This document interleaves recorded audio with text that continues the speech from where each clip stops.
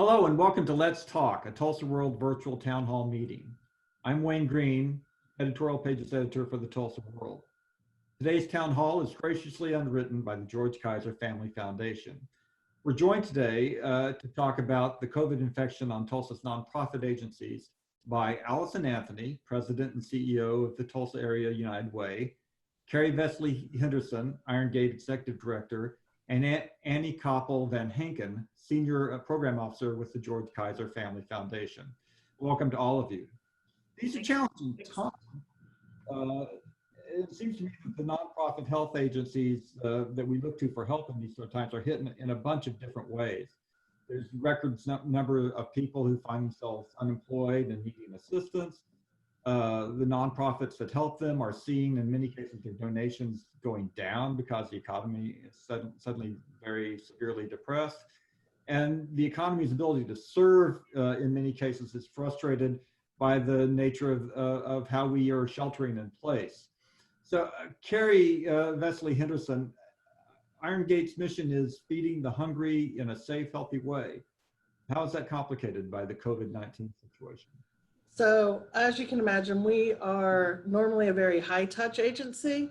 For our community meal, we welcome people into our dining room. We feed them a meal every day, done by volunteers. So obviously our first change was to pivot from that. So we have done that with going to-go meals.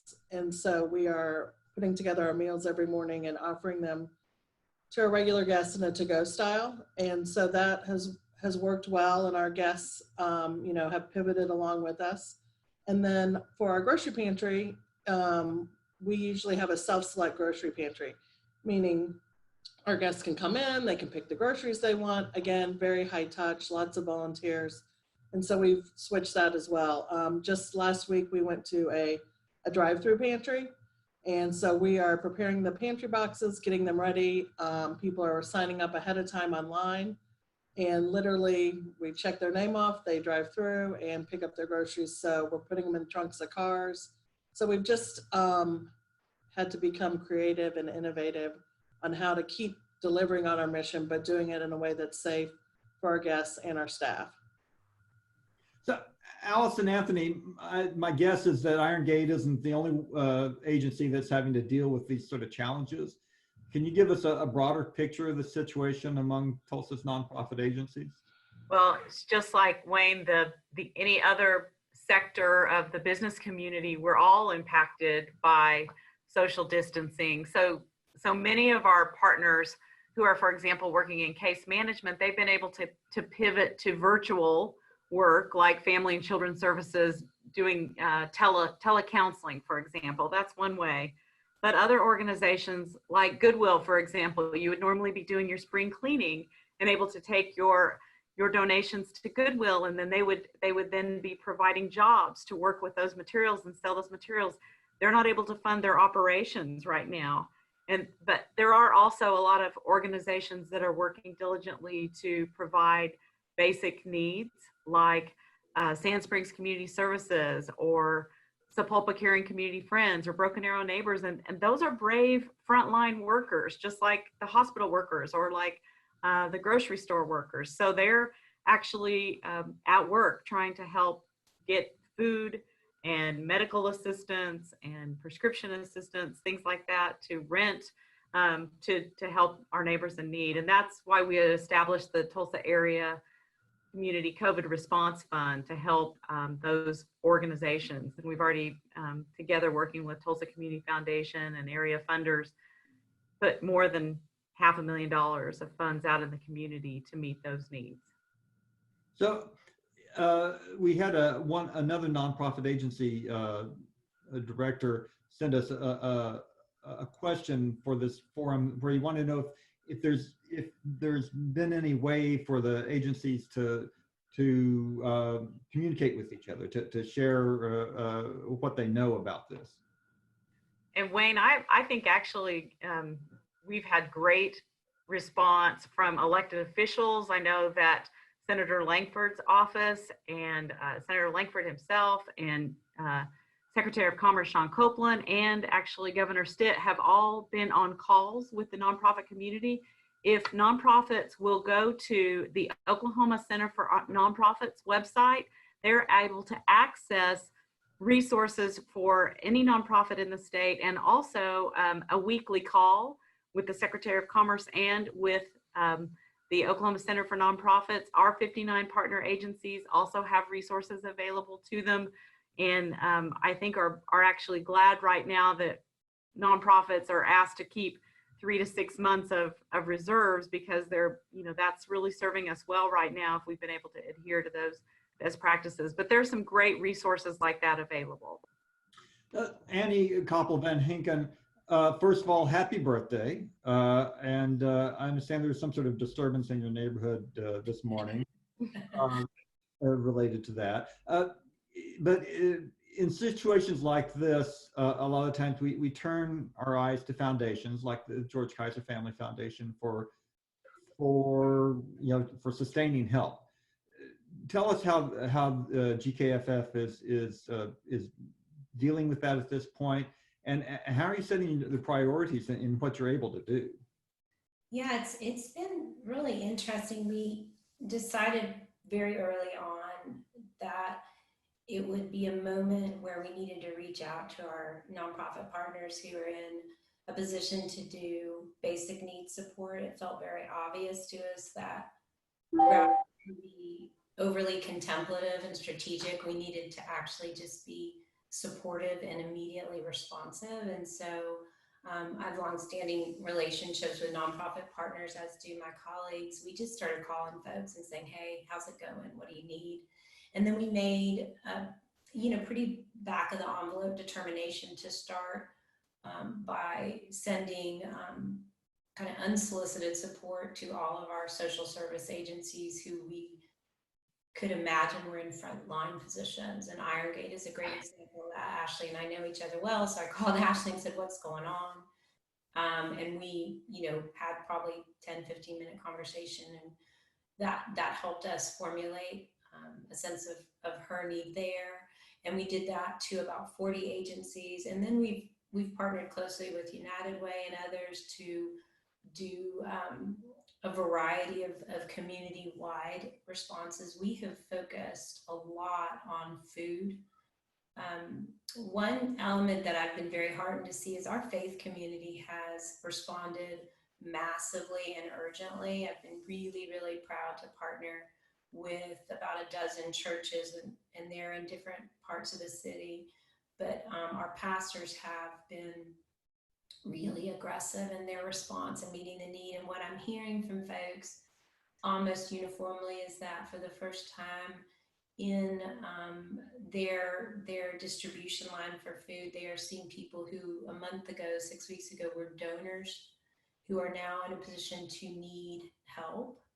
And I think it's really important for us to remember that the pain of COVID is being felt very broadly amongst our neighbors. So we're trying to be responsive and available to folks as much as possible. Alison, the other big player in this scene would be the federal government. There's talk about another COVID relief bill. In fact, there may be a breakthrough today as we speak. What sort of thing would the nonprofits? What would the nonprofits like to see in subsequent federal legislation at this point?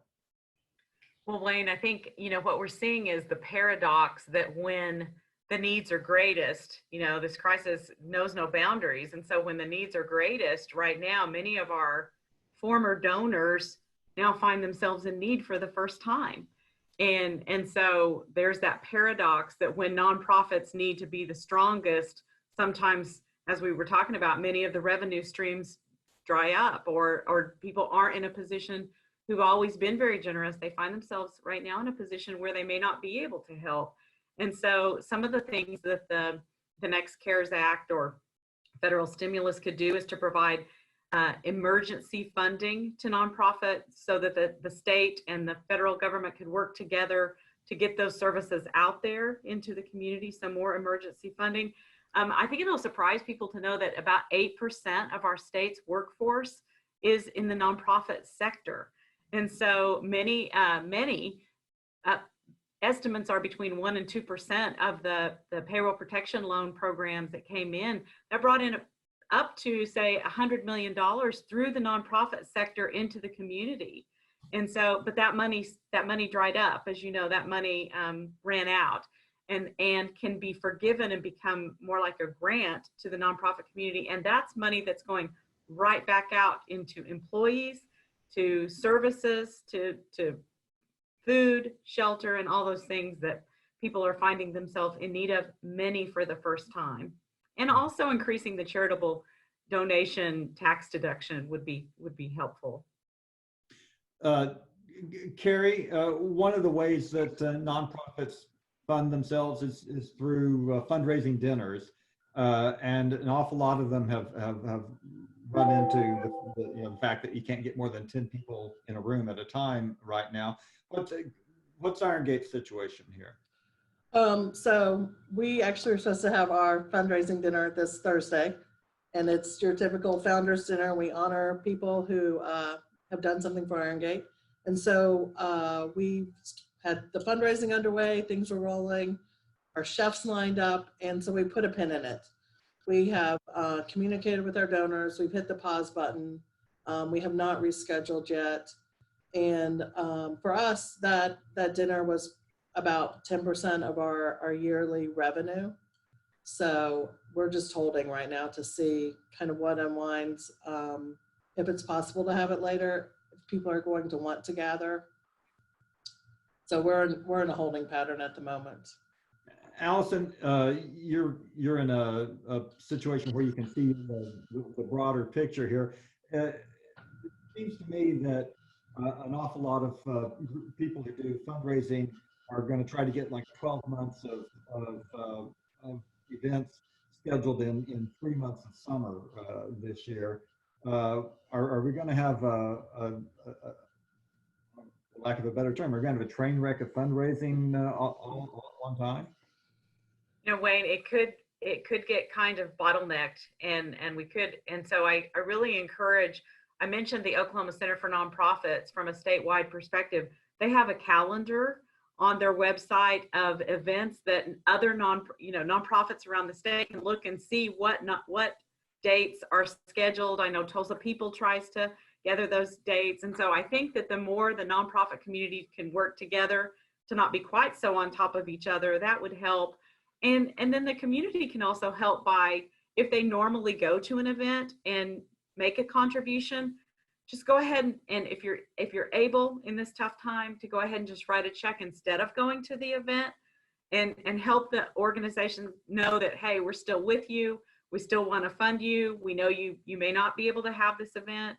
I know the United Way, we've raised our what we normally call blackout, which is while our nonprofits in the fall are helping us with our United Way campaign. We don't allow extra events because there's so many going on with the United Way campaign. But this year we've lifted that requirement because we know it's times when we're all going to have to be doing everything we can to try to help serve the needs of the community. But many are asking for donations that might be made later in the year to be made now to help bridge this very difficult time.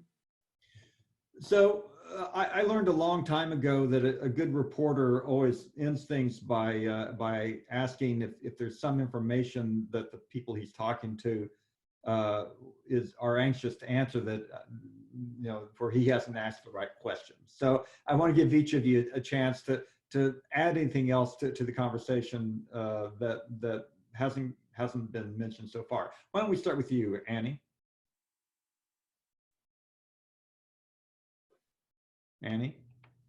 Sorry about that.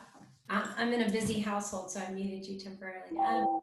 One thing that might be good to share is to remind folks that when we're all sheltering in place, there's still a lot of concerns within families. There can be issues of child abuse and neglect. There can be issues of domestic violence. And in this context, especially around domestic violence, we're particularly concerned that could be in full bloom, really, that the lack of access to social interactions could exacerbate situations at home. And we want to make sure that people are aware that they have access to all the same supports that are available during normal time. There is a public information campaign that Divis is launching called Seek Safety, which reminds folks that you still can get support, you can get shelter, and protective orders are still being issued. So we want to make sure that folks know you can access all the same supports that you would in typical times.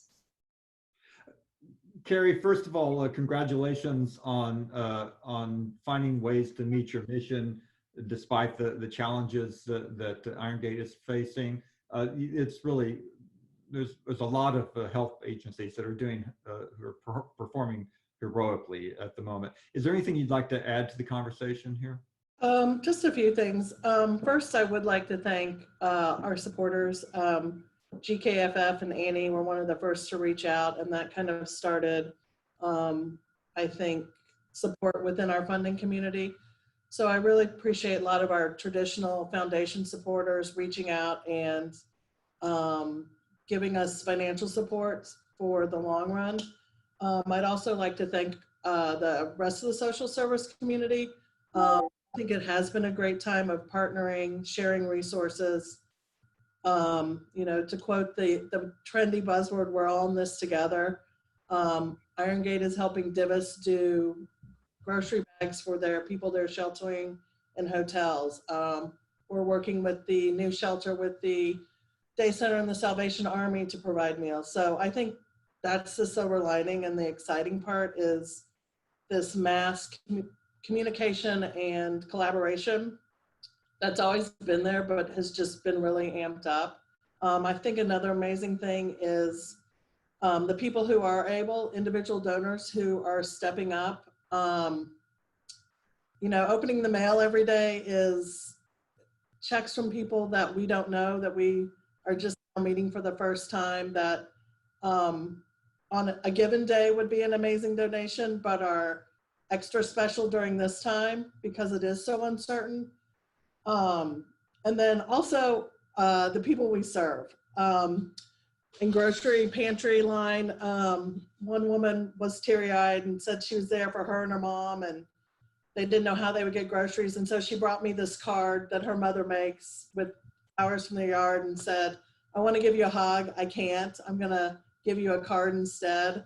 As I walked in this morning,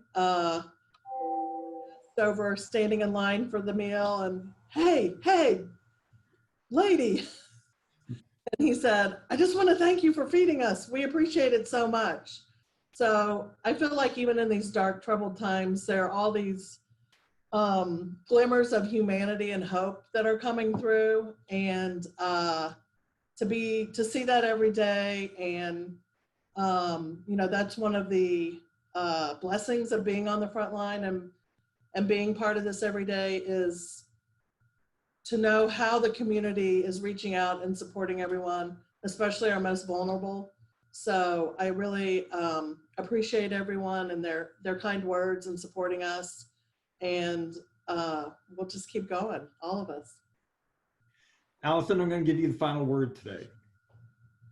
Wayne, I think one of the main resources, and Carrie, you know, you make me cry right before I get the final word, but one of the main resources I want to shout out is 211, because I think that a lot of people are suffering who haven't found themselves in this situation before, and 211 is a great resource. They have seen their call volume go up in some cases by about 400%. So they're working diligently, they've staffed up, and we're so grateful for them. So if you don't know where else to turn, you can call 211 and they'll help direct you to those resources like Iron Gate or like Salvation Army or others that can get you help right now. I also want to pick up on something important that Annie said, and that is that not only that people in the domestic violence situation, but children, speaking of our area's most vulnerable, parents are stressed right now. Caregivers are stressed. They may not know where their next paycheck or their next meal is coming from. And so just remember, there's resources out there like Child Abuse Network or the Parent Child Center of Tulsa or Family and Children's Services, just to name a few. And 211 can help you get to that, or you can call those organizations directly. But make sure that we're watching out for each other and each other's children, because our normal caregiver and teachers aren't able to see the kids as much as some other times, and so in normal times. And so make sure that we're watching out for the neighborhood kids and kids that we see that might need our help advocating for each other in this community. And then just finally, you know, Tulsa shows up like no other. This community is named the most generous city in the nation, Wayne, as you know, and you've seen us step up. I remember you saying, you know, we can look at like nothing's a miracle or everything is a miracle, I think, to quote Einstein. And I think we're all seeing miracles every day. I'm very moved by the business donations, energy sector donations, when, you know, they're facing some of their toughest economic times ever. But this community keeps showing up, our foundations, and we're preparing for the tough times ahead. But our hashtag is #BetterTogether and #LiveUnited. And I would say there's no time that I'm more honored to live that mission than right now, because we are all in it together, and we're going to be able to flourish and thrive again together, but only if we do come together and take care of one another. Wow. Listen, I want to thank all three of you for joining us today. You've helped us understand a terribly trying situation and how the vital agencies in our community are dealing with it and what's ahead. Thank you to our viewers today, to our sponsor, the George Kaiser Family Foundation. Please join us again next week for our next Tulsa World Let's Talk virtual town hall, which will feature Tulsa Health Department Executive Director Bruce Stark. I'm Wayne Green, editorial pages editor of the Tulsa World. Goodbye for now.